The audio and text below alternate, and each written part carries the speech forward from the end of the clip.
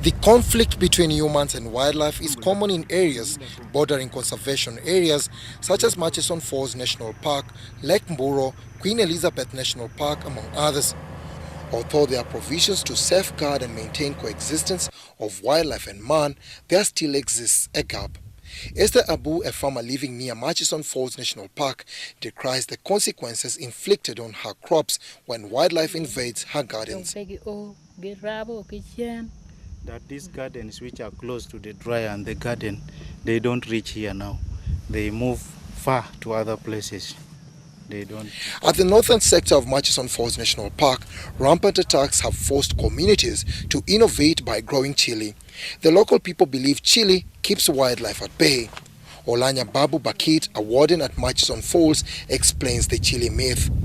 If they participate in this project, it can help them make some income, and at the same time, it will also help them to control the elephants, more especially when using the chili bricks and the chili grease. With the chili bricks, it is a mixture of cow dung and the chili powder. The method scares the straying animals away, besides being a source of livelihood for generating income. A crafty resident within the area, commonly known as Professor, who has lived near the Murchison Falls Conservation Area, elaborates how chili bricks and grease mitigate wildlife invasion. When it is mixed, you put on a rack like that and then wrap it. You wrap it on the string, as it's doing. When the elephant comes and touches the body, it itches or irritates. Then they move away. It keeps them off.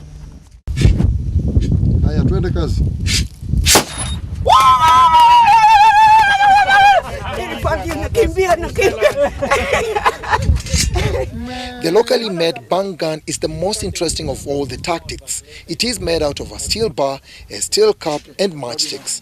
When covered and hit on top, it explodes like a gunshot, producing a heavy pop sound that scares away the straying wildlife.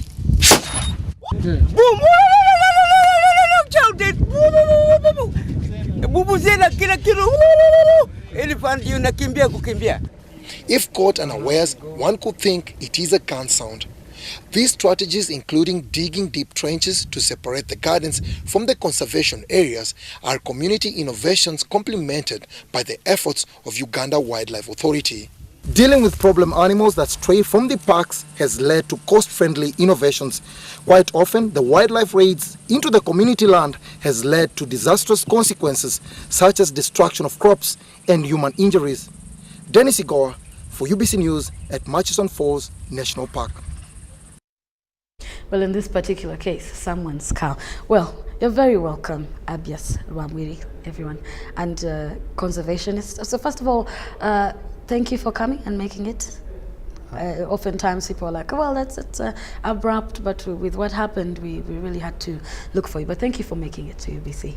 Thank you, and good morning, the viewers. Indeed. Now, real quick, tell us about yourself, your career as a conservationist. Take us through. My name is Abiaz Rwamwiri. For the last 10 years, I've been lucky to be at the center of the real conservation issues. I've worked with 2 USAID programs, working directly with Uganda Wildlife Authority and National Forest Authority to improve management of the protected areas, but also involve communities to support and benefit from conservation. My recent work has been with African Wildlife Foundation, where we worked on one of the projects is that Banga in Makshon, where we supported communities to address human-wildlife conflict. And I can tell you that in Makshon there are case studies that, if well replicated, could address some of the big challenges of human-wildlife conflict that are putting communities and wildlife at a big threat. Okay, you'll tell us what those are eventually. But what are the areas that you are focusing on within this years of being directly involved? The first project of USAID I worked on as a communications specialist, we were working in the Alberton Lift or the Alberton Graben, where most of our conservation, the highest biodiversity areas are found. That stretches from Makshon going to Magahinga, covering Bwindi, Queen Elizabeth National Parks, and we were modeling tourism products that can one, generate resources for the protected areas, Uganda Wildlife Authority specifically, but also develop community tourism products where that can link communities with protected areas to directly benefit community members who live at the boundary of the protected areas, and some inside national parks. They, to appreciate from the project perspective that communities sacrifice so much to live with wildlife. So we needed to create strategies communities would benefit from, and we improved and strengthened the already relationships Uganda Wildlife Authority had with those communities, and developed some of community products. The key and the most successful one is KATIC, which is Katwe Kabato Tourism initiative outside Queen Elizabeth National Park. One of the community products that are now sustaining itself, receiving most of the the tourists that visit Queen Elizabeth National Park going to experience the cultural tourism around that. They manage one of the lakes that is a sanctuary for flamingo, migratory flamingos. That is Lake Munyanyange, and we brought together some of the key players like Nature Uganda to support them to develop, to train guides, and amazing how that community can now sustain itself. Indeed. Now let us look at the gaps that you've looked at over the years, and probably thought, well, if we could just get this right. What are those gaps? The key gap, which is still a challenge, is for Uganda and Africa at large, is to bring the direct benefit to communities, direct benefit from tourism to communities. What do I mean? Communities sacrifice so much, especially those that live around protected areas. They sacrifice so much. They face the direct wildlife challenges, from elephant rides to buffaloes to crocodile attacks to so much. Now, for someone who is struggling to bring food to the plate of their children, and elephants have raided their cassava and eaten it. You have to have a clear case to make to them that actually these elephants matter, that these elephants must be protected. There are cases where elephants, get into communities and people are either injured and some die. There are cases where crocodiles have grabbed people, injured and killed them. That is one aspect. To bring people to appreciate that, there must be a direct trickle down of this wildlife benefit into people's pockets. And we're talking about cash. You can go into, we are doing a school, we are doing, those are social good, they are community add-ons. But for someone whose crops have been attacked, now to do that, the question is, do you want to create a mechanism where Uganda Wildlife Authority or government compensates that? That is not sustainable. But to create tourism that is aligned to bring direct benefit to communities.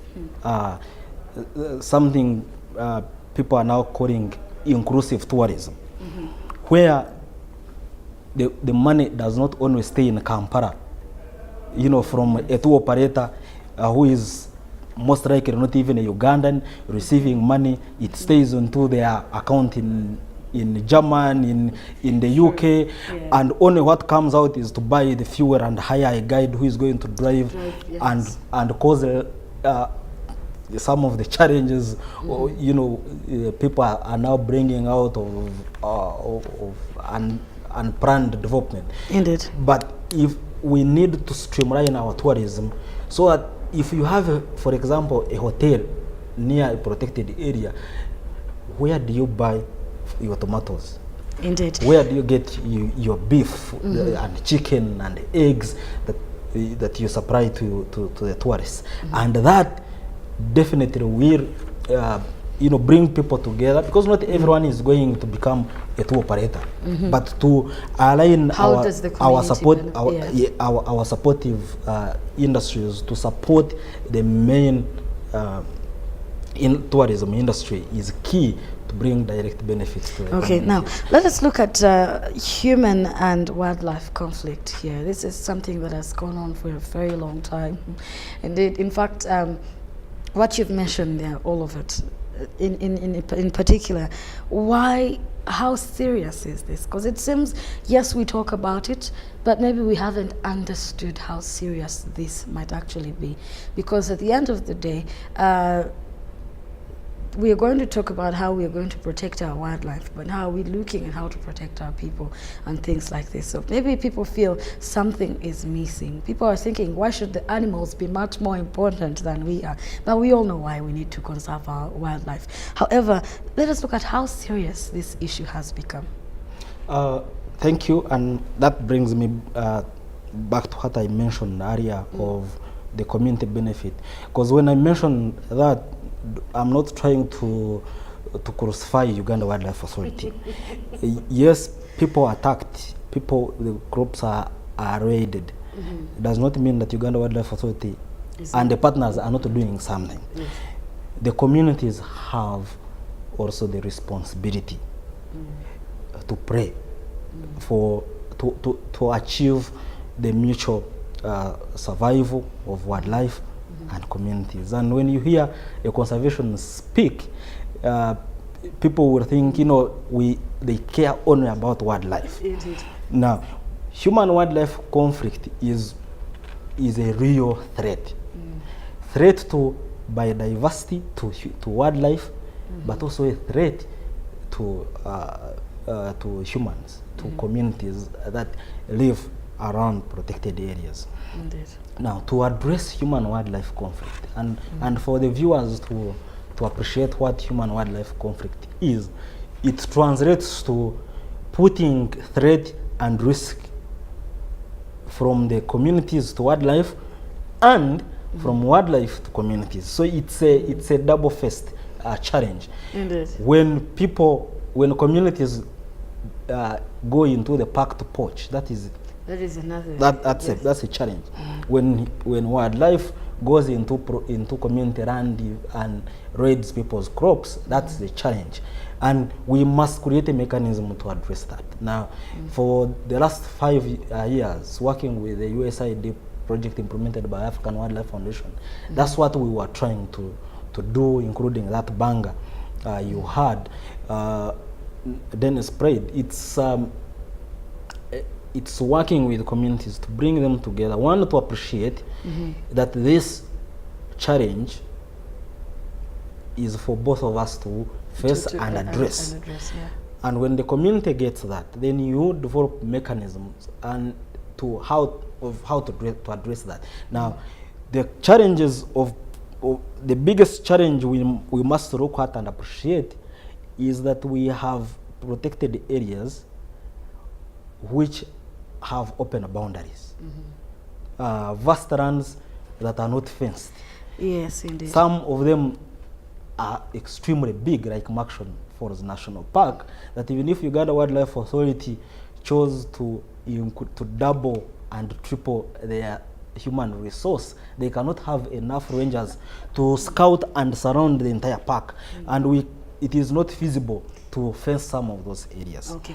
Now but also, excuse me, to bring this clearly, that most of the other bigger challenge is our that some of the areas have had their sizes, the protected areas, the parks have had their area size reduced by humans coming in and taking over. The key area is actually Queen Elizabeth National Park and Mount Elgon, where humans where people are, communities are getting expanding into the protected areas. And at the end of the day, there's a saying that you cannot cheat nature forever. Nature comes back to prey, and that's why we are getting more people being attacked by lions, cattle being attacked by lions, floods in Mount Elgon, and more bigger challenges of wildlife, people settling in the former wildlife corridors where wildlife would move. For example, in Makshon, moving from there, going up, a great memory, and as they are moving, they meet communities settling in their way, crops planted in their former grazing areas, and there will be a conflict. Okay, very interesting. Now let us look at the 11 lions that were killed. That's basically an entire family. My question though is, how many are we left with? Do we have, how many lions do we really have in the country in regards to what we have as wildlife for our tourism? And now that we're looking at these 11 gone, probably someone decided I need to revenge, you know, like we're talking about the entire time we've been looking at the conflict. What does this mean to us? How many lions do we have in Uganda? Uganda Wildlife Authority carries regional census. I was checking their 2010 carnival report. We have, by 2010, Uganda had less than 500 lions across the country. What does it mean to lose 11? A pride of 11 lions in Queen Elizabeth National Park? It is just devastating for both tourism and conservation. Even if it was one, it is regrettable. Now, I don't want to preempt the work of Uganda Wildlife Authority. They have been assuring stakeholders that they are investigating this incident in Queen Elizabeth National Park, where 11 lions were probably poisoned to death near one of the fishing communities, the Amukungu village. Uganda Wildlife Authority is assuring the partners and stakeholders that they are going to go to the bottom of this. I hope they are able to do so as soon as possible, because this should never happen again. The lion is known to be the king of the jungle, and that means it plays a pivotal role in both tourism and conservation, controlling and both, you know, the populations of the grazers, but also being to be taken as, and truly as, a flagship of African safari experience. When you have tourists coming, they want to see a lion. Everyone would love to see a lion in the wild. And Queen Elizabeth National Park, by that Carnival 2010 report, Queen Elizabeth National Park had about 140 individual lions. They could be, by the census we do, it could be a higher or slightly lower. Now, having one group wiped out is just very sad, and as Ugandans, we should ask questions. Indeed. I have seen people, you know, put a blame on Uganda Wildlife Authority of how could this happen, and when we discover scars, and we are talking about a protected area that is just vast. But also the Queen Elizabeth National Park, unfortunately, or fortunately, is one of the protected areas that have communities within. Now we need to ask questions. What were those communities? How did these communities come in? End up into a protected area? Yes, we need communities. We need people. We can work with communities, protected wildlife. I was checking when most of the communities within Queen Elizabeth National Park were actually fishing. They started as fishing villages because the park is surrounded and within has several lakes. And people so basically the people invaded. People asked or requested and had an understanding with the park service to settle in for fishing purposes. And then year in, year out, they started rearing chicken. Then they went to goats. Then they went to cows. And we have livestock grazing in the protected areas. And now, cats, lions, and cheetahs and leopards are known to be, especially lions, are lazy hunters. No, fair. They will go. Does the job for them. They actually like hunting for themselves, but they like to waylay, because if it is going to run after a cob, it has to take a long run. Then if it is going to hunt a buffalo, it comes with kicks.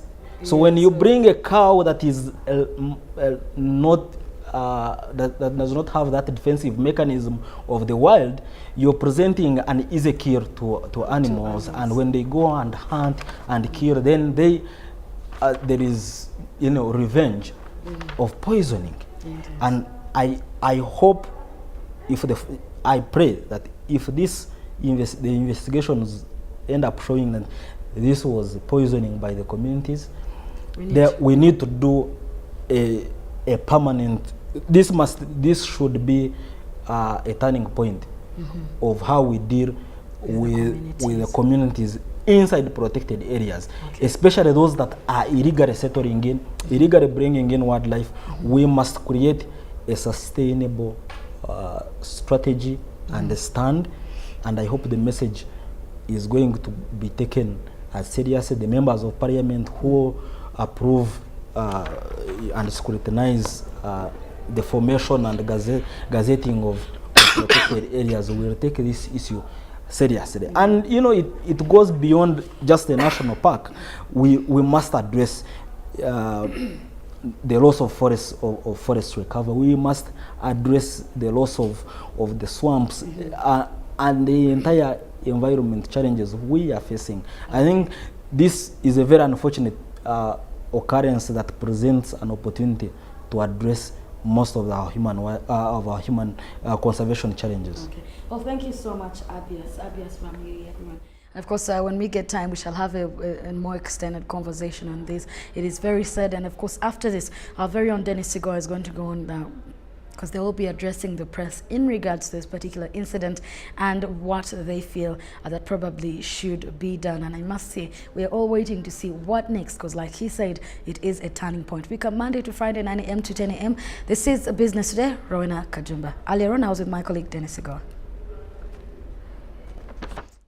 Become an entrepreneur in Africa. I'm from Ghana. My business is in the IT sector. I'm the founder of Grits Fresh Foods, which is the company that aims to promote healthy lifestyle in Africa. I am committing $100 million to support the next generation of African entrepreneurs. The program represents a decade-long commitment to support 10,000 African entrepreneurs and startups. I've been mentoring 5 mentees. People will be developing businesses and creating jobs, which is badly needed in Africa.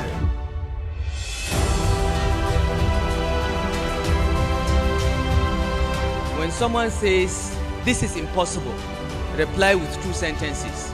1, nothing is impossible. 2, impossible only takes longer. I want to charge you all in your own little ways to become like little Elumelus.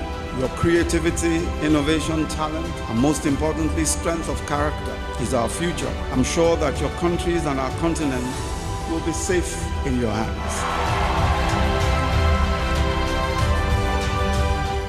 Just focus on creating value, because anytime you focus on creating value, you are attracting capital.